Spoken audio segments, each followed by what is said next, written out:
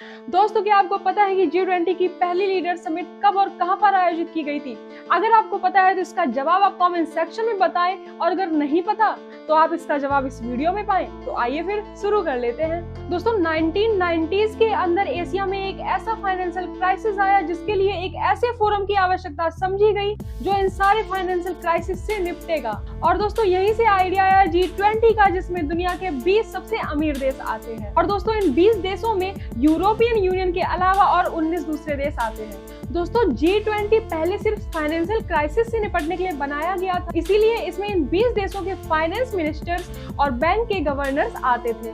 लेकिन दोस्तों, प्रॉब्लम इसमें ये रहा कि G20 की आलोचना की गई ये कहकर कि इसमें दुनिया के 20 सबसे अमीर देश आते हैं, ये इमर्जिंग कंट्रीज और गरीब देशों के हितों की रक्षा नहीं करता। दोस्तों, अमेरिका में 2008 में जो फाइनेंशियल क्राइसिस आया उसके बाद ये जरूरत समझी गई कि G20 में सुधार करने की जरूरत है, यानी कि रिफॉर्म्स करने की जरूरत है।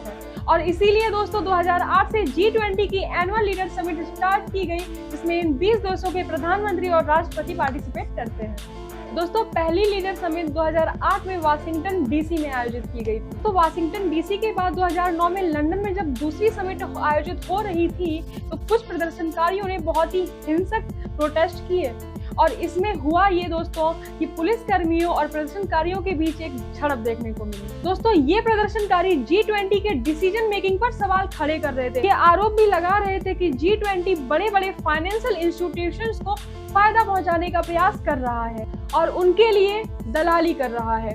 दोस्तों, 2008 के फाइनेंशियल क्राइसिस से जब दुनिया उभर गई, उस समय G20 को ये जरूरत महसूस हुई कि उसको न सिर्फ फाइनेंशियल क्राइसिस के टाइम पर एक्टिव होना है बल्कि दूसरे मुद्दों पर भी ध्यान देना है। और इसके बाद दोस्तों G20 ग्लोबल ट्रेड इम्बैलेंस पर भी ध्यान देने लगा और गरीब देशों की आर्थिक जरूरतों पर भी ध्यान देने लगा। लेकिन दोस्तों, इसके बावजूद भी क्रिटिक्स का कहना यही था कि G20 की ये देश गरीब देशों की आर्थिक हितों की रक्षा का सिर्फ दिखावा कर रहे हैं, बल्कि जमीन पर कुछ भी नहीं कर रहे हैं। दोस्तों, 2016 के बाद G20 के देशों का भ्रम इतना ज्यादा बढ़ गया कि दोस्तों उनको ये लगने लगा कि अब वो दुनिया की सिर्फ इकोनॉमिक इश्यूज पर ही ध्यान नहीं देंगे बल्कि जियोपॉलिटिकल इवेंट्स पर भी ध्यान देंगे। और यहीं से G20 आतंकवाद, साइबर सिक्योरिटी और टेरिटोरियल इंटीग्रिटी पर भी फोकस करने लगा।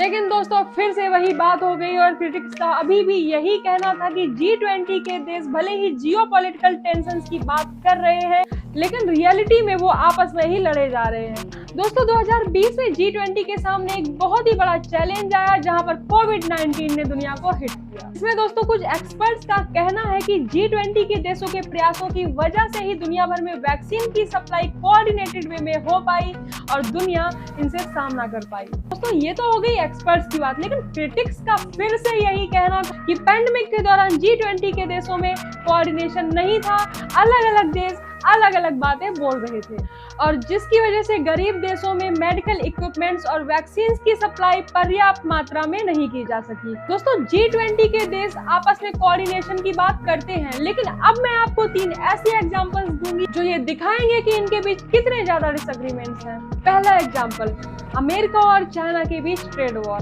2018 से 2020 के बीच में चाइना से आने वाले कई सारे प्रोडक्ट्स पर डोनाल्ड ट्रंप ने टैरिफ्स लगाए, ये आरोप लगाते हुए कि चाइना ट्रेड प्रैक्टिसेस का उल्लंघन कर रहा है और इंटेलेक्चुअल प्रॉपर्टीज को चुरा रहा है। और दोस्तों, इसका जवाब देते हुए चाइना ने कहा कि हम तुमसे कम है क्या, और उसने भी जवाब में यूएस से आने वाले प्रोडक्ट्स पर टैरिफ लगा डाले।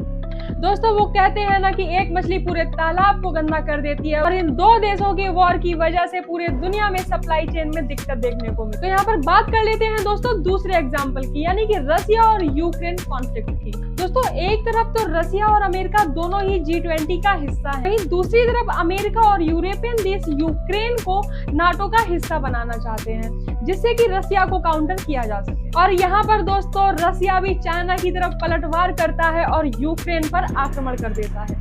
अब दोस्तों, आप खुद सोच कर ये देखिए कि कैसे ये G20 के देश आपस में साथ मिलकर काम कर सकते हैं जब ये आपस में ही झगड़ते जा रहे हैं। पर दोस्तों, तीसरा एग्जांपल है अमेरिका का अपने आप को पेरिस क्लाइमेट चेंज एग्रीमेंट से अलग कर लेना। दोस्तों, डोनाल्ड ट्रंप की लीडरशिप में इसने अपने आप को इस एग्रीमेंट से बाहर कर लिया, ये आरोप लगाते हुए कि अमेरिका पर बहुत ही ज्यादा बर्डन डाला जा रहा है, जहां पर दूसरे देश इतना कुछ नहीं कर रहे हैं। हालांकि जब जो बाइडेन सत्ता में आए तो अमेरिका दोबारा से उस एग्रीमेंट का पार्ट बन गया। दोस्तों, भले ही G20 के देशों के बीच में कोऑर्डिनेशन ना हो, लेकिन इस बात से इनकार नहीं किया जा सकता कि कागजों पर, हालांकि हकीकत में ऐसा हो या ना हो, लेकिन इस बात से इनकार नहीं किया जा सकता कि कागजों पर ये देश दुनिया भर की 90% GDP कंट्रीब्यूट करते हैं और इन देशों के बीच दुनिया भर का 75 से 80% ट्रेड होता है। सो दोस्तों, अगर आपको ये वीडियो पसंद आया हो तो आपको ये वीडियो भी डेफिनेटली पसंद आएगा, जिसमें हमने इसरो की इंटरेस्टिंग स्टोरी के बारे में बात करी है।